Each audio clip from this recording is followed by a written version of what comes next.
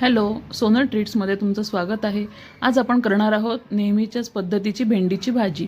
भेंडी आदल्या दिवशीच रात्री स्वच्छ धुवून ठेवायची आहे। जमलं तर तुम्ही कट पण करून ठेवू शकता, त्यामुळे काय होतं भेंडी लवकर कोरडी होते। मी ही सकाळी कट केली आहे भाजी, डब्याला द्यायची होती म्हणून, तर रात्री काही मला जमलं नव्हतं।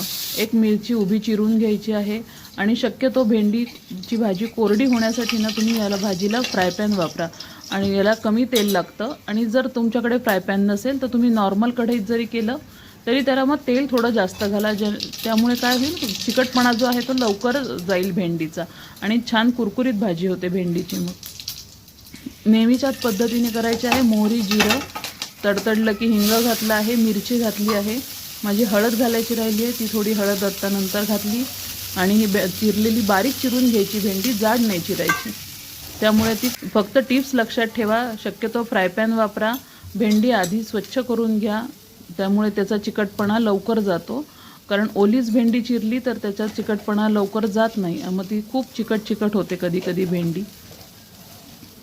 तर तुम्ही अशी करून बघा नक्कीच आणि लाईक, शेअर आणि सबस्क्राईब करा।